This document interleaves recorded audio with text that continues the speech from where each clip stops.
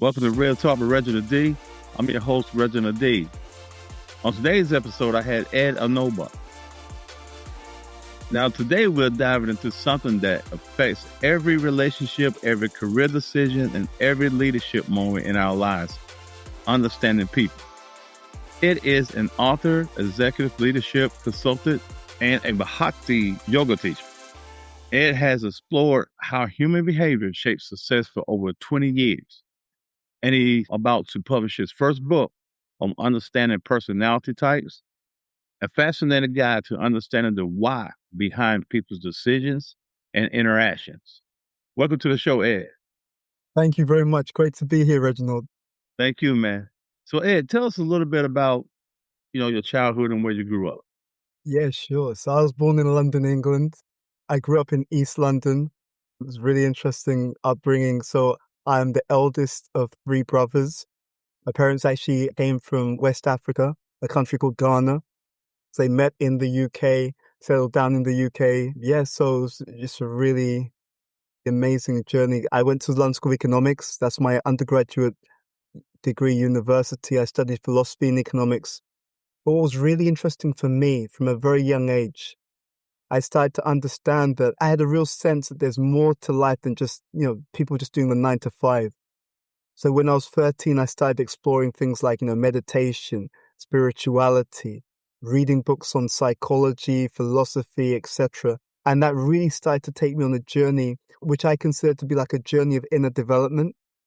And then also marrying different things that I learned in terms of Western psychology, science, to more internal traditions, more older traditions, just helping to understand the human condition and, goals of life as well. So then within that, I came across many wonderful things about how the mind works, psychology, personality types, relationships. And I think that they've all helped me to be a better person. And it's given me many insights, which I found to be honestly incredibly useful, both in my life practically, but also useful in terms of helping others navigate challenges in life. So first of all, I'm really glad to be on this call with you, really excited to connect with you.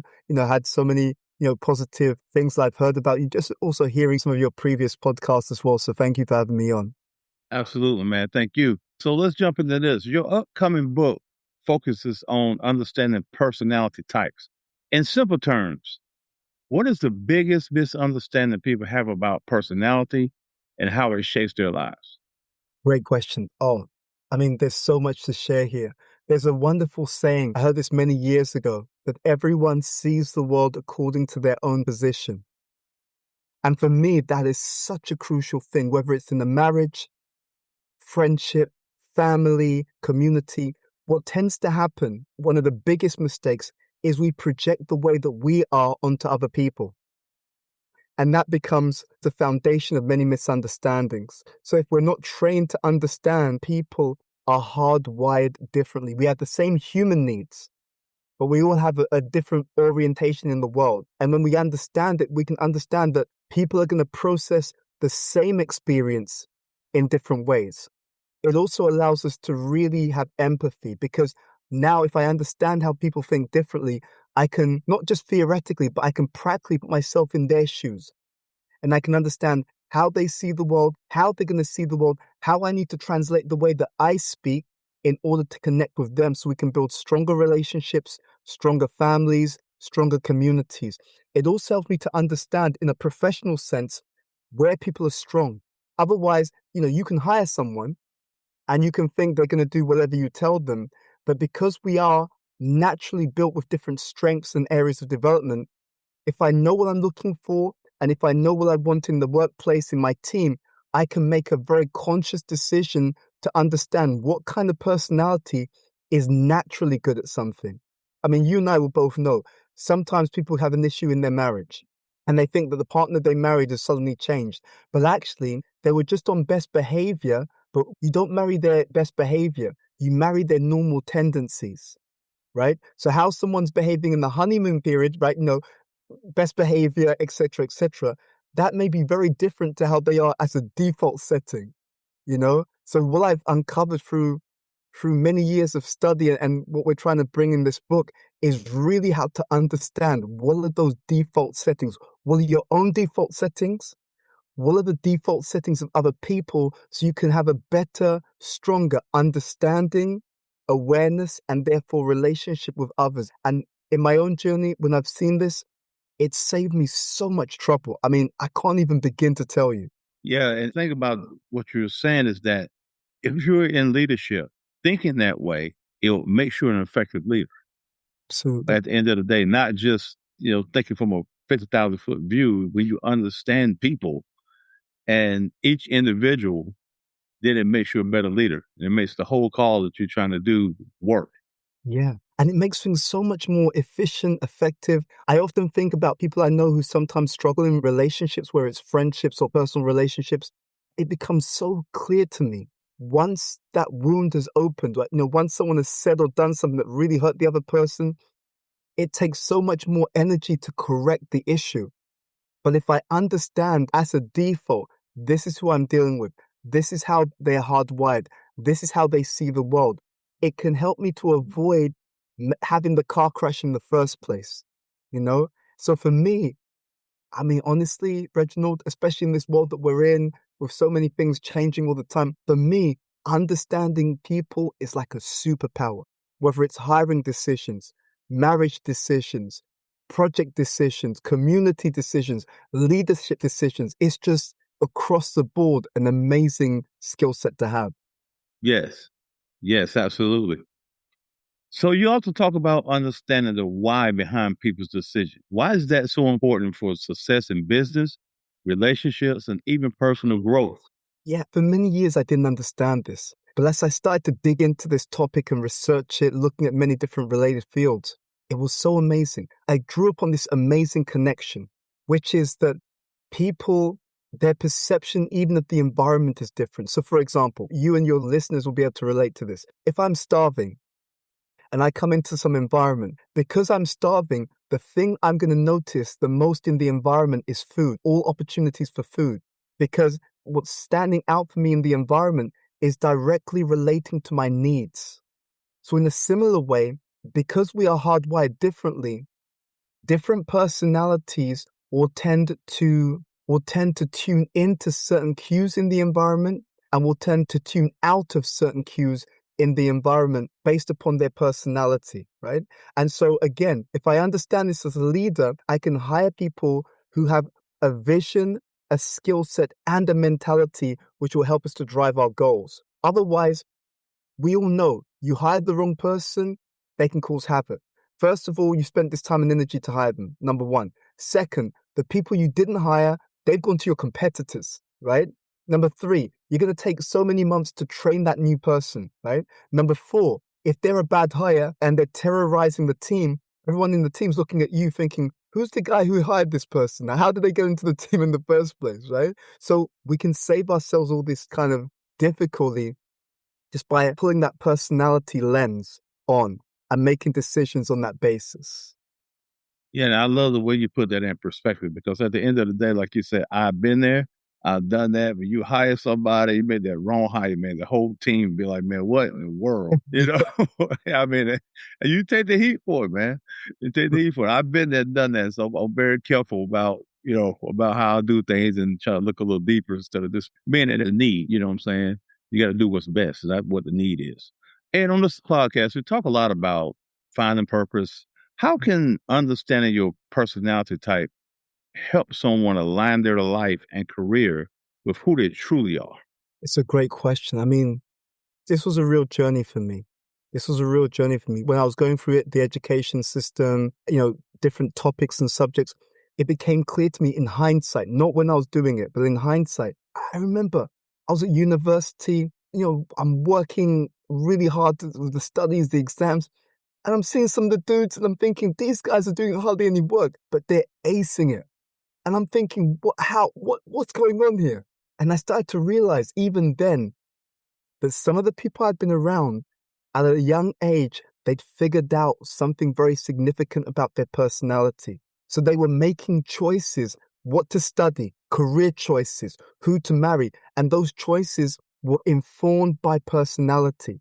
So whether it's marriage, in terms of purpose of good relationships, whether it's purpose through what kind of things should I study, what kind of career should I do.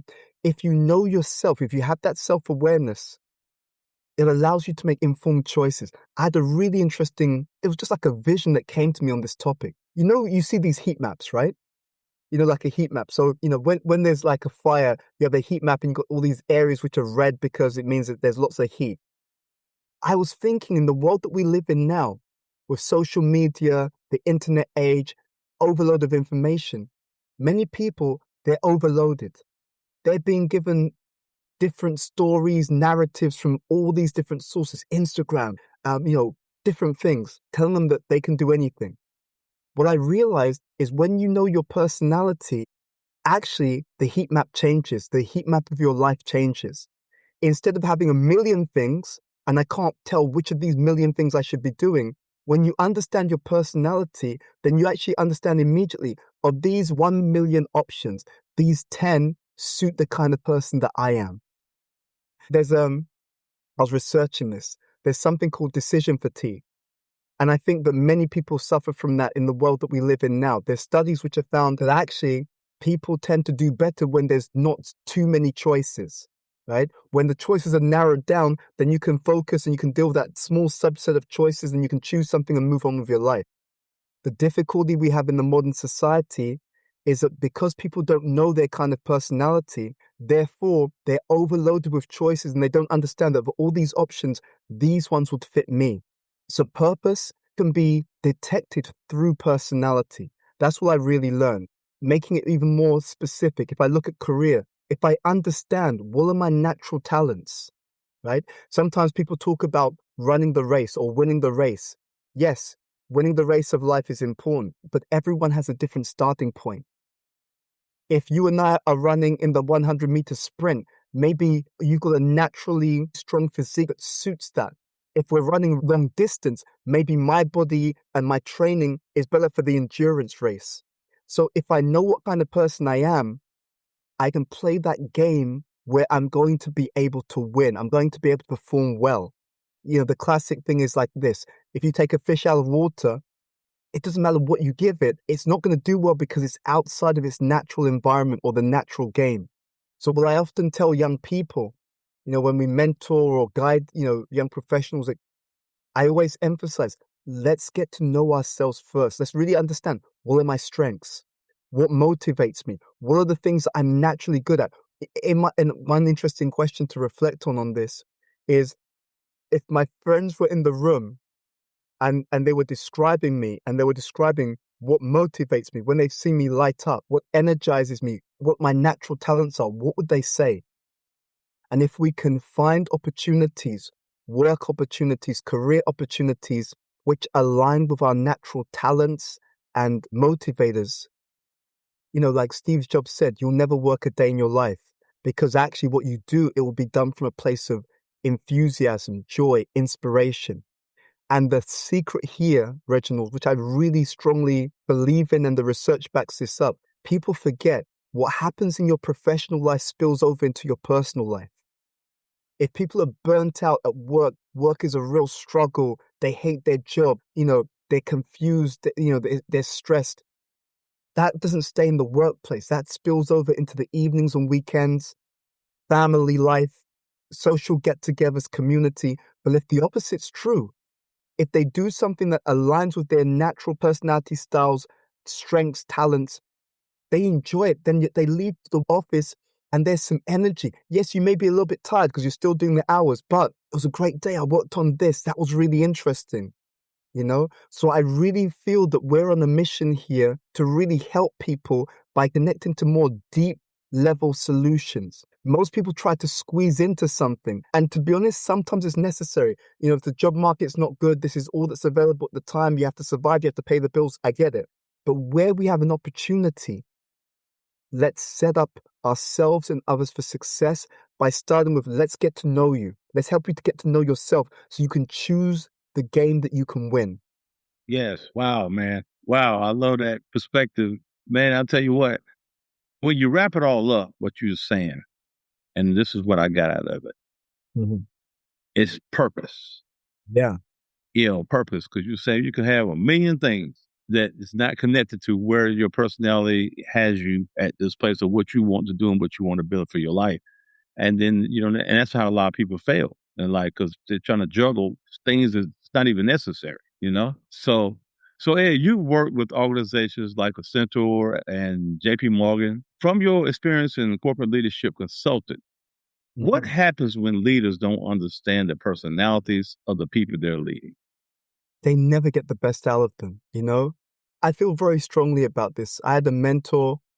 He was like just an amazing leader, really shaped, my personality in so many ways.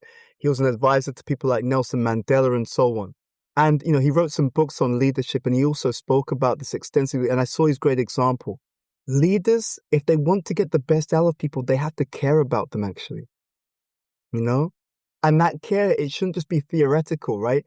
Care has a natural link to understanding what people need. What does your team need, right? Maybe a member of your team, they're not showing up in the way that they normally do because they're going through something very difficult at home. Maybe they're going through a divorce. Someone else in your team, you've got them doing management and organization, but this person is a brilliant strategist, you know?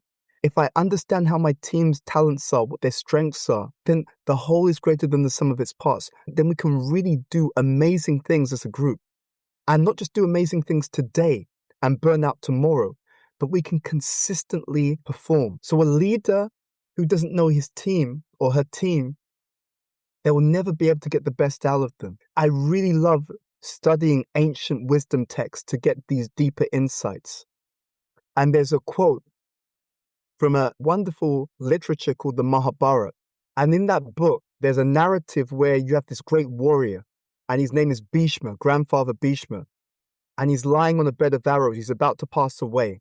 But before he passes away, he's giving information to like someone who's just about to take on leadership, right, on a large scale. And he's giving him all of these insights about leadership. And he says, because at the time they're talking, in a monarchy kind of situation. So he's telling this person who's about to become a king, an emperor. He says the king should know his citizens like a mother knows her children and should care for them accordingly. And that gripped me. I really loved that because I really saw that, yeah, what does it mean? The mother knows her children. It means she loves them, she cares for them, and she understands them. It also implies something about nurturing that individual, knowing who they are, what their potential is, and bringing out that potential. And of course, you and I know that we're both individuals who understand that there's a higher purpose to life. So it's also helping people to be at their best physically, mentally, emotionally, and spiritually, you know, helping people to really understand that their connection, their relationship with divinity, all of these things, if we can have that kind of leadership, honestly, I think we can turn the world around for the better. I also believe that because a leader's duty is to also make people feel safe and secure, to make people feel that you're protected. I've got your back. And I also think strongly about that because my wife and I were often discussing about how people struggle when they have low self-esteem. And where does low self-esteem come from? It comes often from a childhood where they did not feel valued. So there's a link between how people's self-value is and what they experience from their elders, their seniors, their leaders, their parents. Because what the link is this: you only protect something that's valuable. So when the team aren't protected, when children aren't protected, they are receiving a message implicitly that you're not worth protecting, which means that you're not valuable. And if we can turn that around, if people feel secure, valued, protected, safe, then they can deliver to the best of their ability and they can pass that on to their next generation as well. Wow, that's powerful, man. That's powerful because it all starts at the root. And you look at people and in their 40s, their 50s, and you be like, man, what's wrong with you? But when you peel it back, and as leaders, we just don't take someone's, interaction that you have with them and say, hey, this guy's crazy, this lady's crazy, or whatever the case may be. You have to understand there's something that's driving this emotion, Absolutely. and then you have to manage it in that way. I'm not going to manage this person like I manage the other person. Everybody's different, but at the end of the day, you're trying to get everybody to be successful and go to the next level and max out their potential. Absolutely. Absolutely. And the leader knows that the leader's success is the team's success. You reminded me of something that one of my mentors told me many years ago. He said that all behavior is either an expression of love or a call for love. So even the person who's being rude, harsh, behind that, you have someone who's hurt, someone who's in pain, someone who feels insecure, someone who's suffering. And because they're not able to express it in the direct way, I need help, I'm going through some difficulty, they often express it in the indirect way through lashing out. And we understand this intuitively. We all know that when we are really happy and fulfilled, we're not going around insulting people and being rude, right? When we feel really deeply joyful and content, that spills over. So in the same way, the person who's being rude and negative, what's actually happening is their own pain and suffering is spilling over into their thoughts, feelings, communications with other people. Yes. So many people, let me say this, many people struggle with conflict, Ed. I mean, they struggle in relationships or workplaces.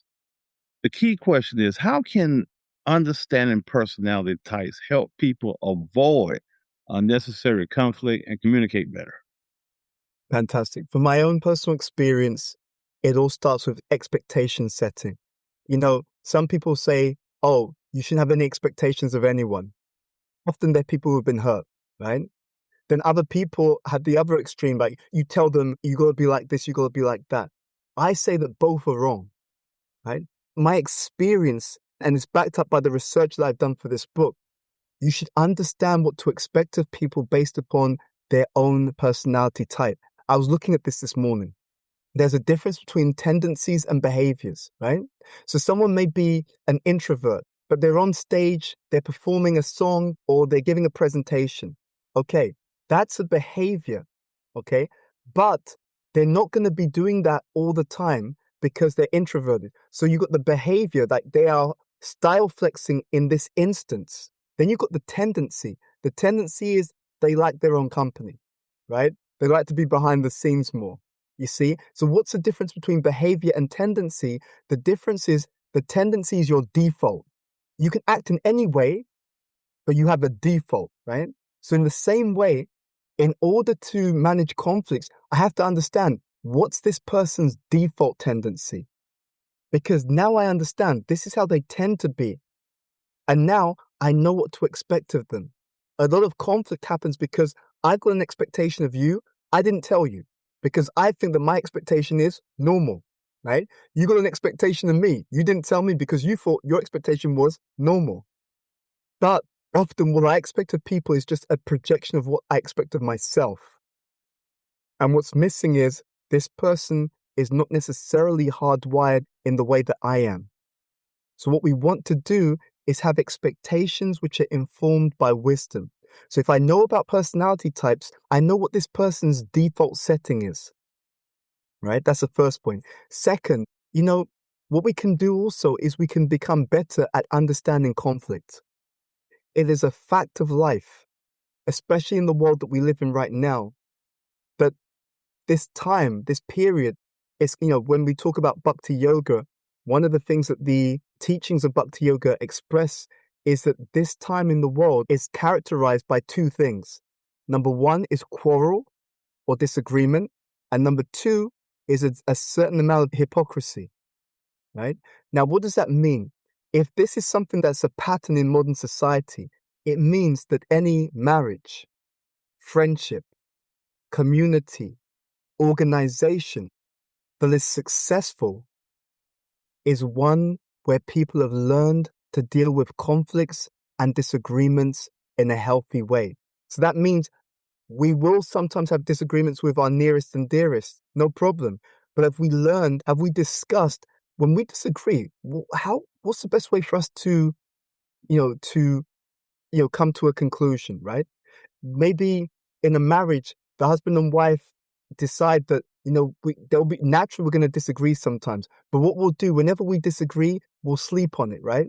Or whenever we disagree, we'll attack the problem, not the person, right? So we won't insult the person. We'll say, I disagree with this idea, or I disagreed with this approach. We'll use our words carefully.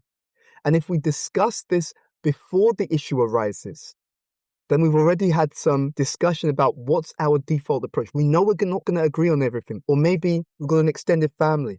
There's some elders who we both respect. So when we have a major disagreement, we've already got the relationship of trust and love with the elders in our community who we can both go to with humility and say, look, we're disagreeing on this. We love your perspective, you know? So I really believe that conflict, it doesn't have to be negative. Conflict can help me to understand my partner, understand my friends, understand my community more. It doesn't have to be negative, but it does have to be managed, you know? So those are some thoughts on that point. Yes. And let's go back to Bhakti Yoga. How does spirituality intersect with personality and personal transformation when doing Bhakti Yoga? Great question. So for me, Bhakti Yoga has been one of the greatest source of insight and wisdom in my life. And amongst the many gifts that I've gained from Bhakti Yoga is a profound understanding of different personality types. So my wife and I, we did a podcast, just a few episodes quite some years ago. I think about 5 years ago, 4 or 5 years ago. And we came up with a model called the TEAM model, TEAM, looking at 4 fundamental personality types. And you can find this across all cultures, races, genders, etc., all 4 types. One type is the teacher type. This type, you see that they're very much naturally drawn towards understanding wisdom, being insightful in their area of expertise. They're naturally quite introverted, very, very reflective people, and they make good teachers, right? Good teachers, good communicators of knowledge, good researchers. There's another type of personality, we call them the entrepreneurs or the E-types. They're very good at being quick thinking. They're very good at spotting opportunities, especially opportunities to gain, right?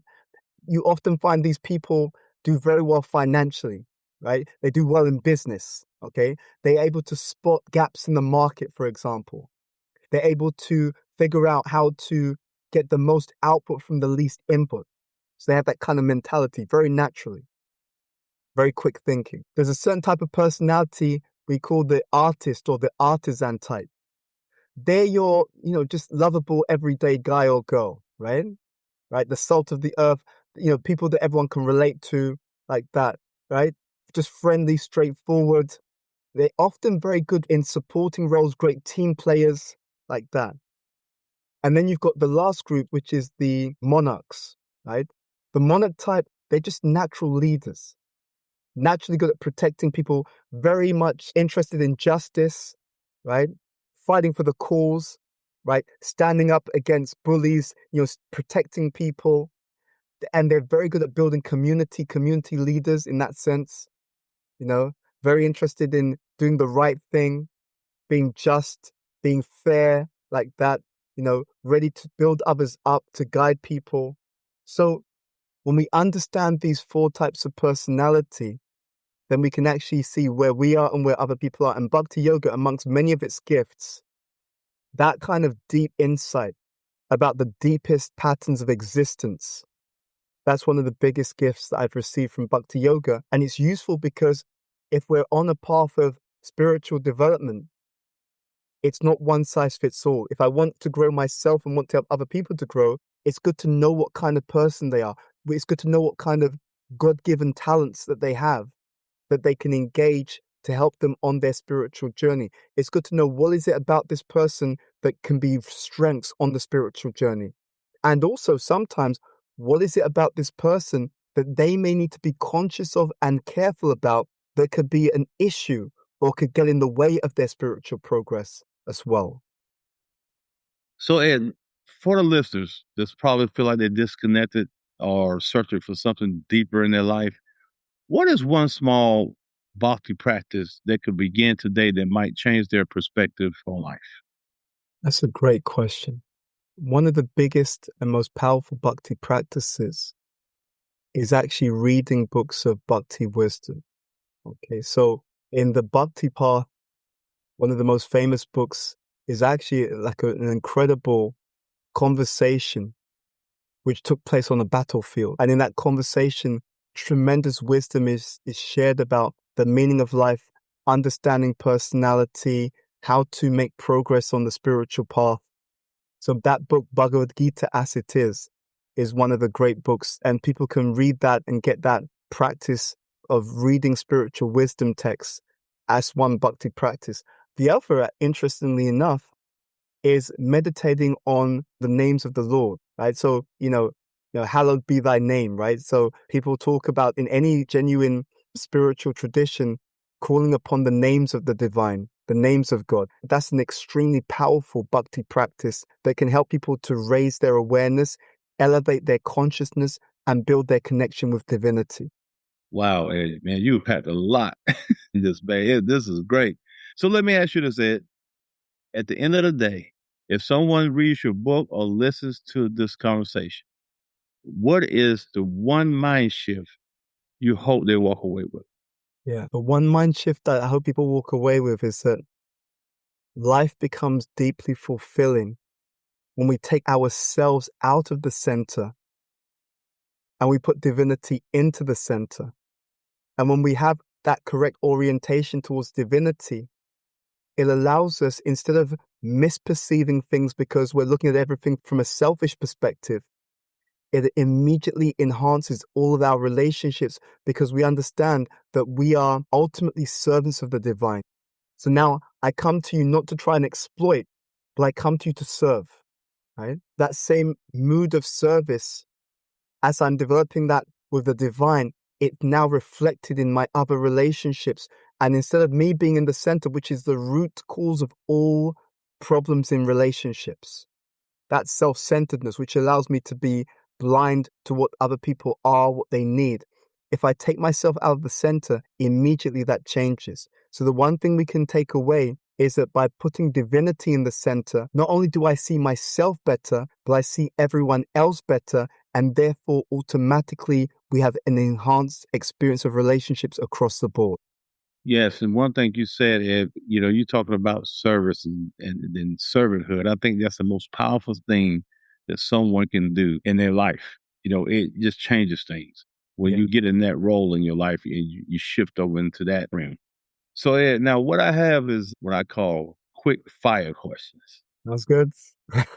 There's not a right or wrong answer, right?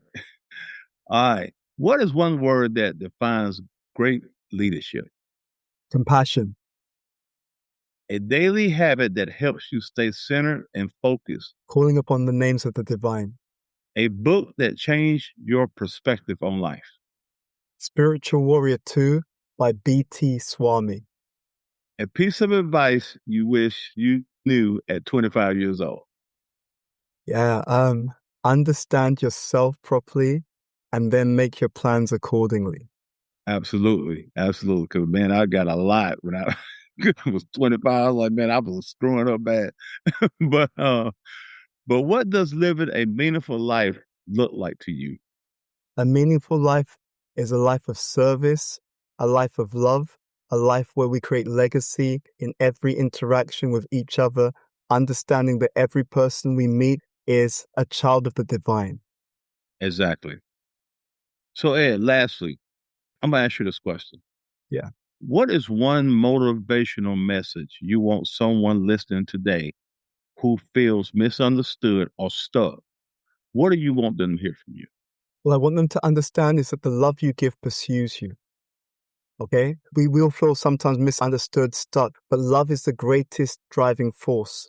The question isn't whether people are giving me love. The question is, am I giving love? And love, the way that love looks in terms of practical action, love expresses itself through service.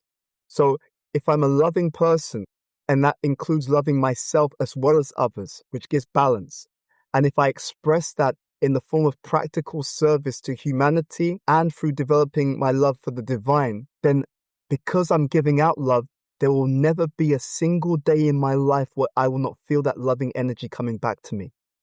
What I give out is going to come back to me. It may not come through the same person or through the same incident or the same community, but the loving energy you give out, especially when it's in connection to the divine, it will always find its way back to you more and more. And therefore, when you feel loved, you feel energized, you never feel stuck, you always feel hopeful, you always feel a sense of faith and higher enthusiasm. So that's my message for such individuals. Yes, perfect. So now, how can listeners purchase your book or follow you on social media?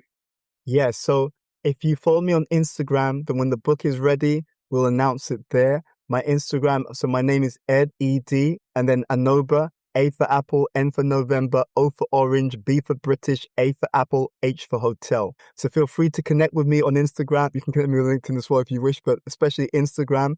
And then once the book is out, which will be later on this year, then, we'll make the announcement, and we'd love to share this. We honestly feel this book, the contents, the insights will be incredibly inspiring, insightful, and illuminating for our audience. So please do check it out. It's our way of giving back to the world, giving back to society, giving our heart to all of you. And yeah, we'd love to serve you in this way. There you have it. Ed Anobah. Thank you so much, Ed, for taking the time out to be on the show today, man. This has been powerful. And I Thank really you, appreciate your insight on things, man. Reginald. I just say, just the energy you have is fantastic. It's my first time meeting you, but I really like that energy. I can see you're a good-hearted person. I'm very honored to have been here having this conversation with you. And thank you so much. It's great to connect with you in this way. Thank you. Ed Anobah. Thank you so much, man. Thank you so much. Thank you. Thanks for listening to Real Talk with Reginald D. If you enjoyed listening to Real Talk with Reginald D, please rate and review on Apple Podcasts. See you next time.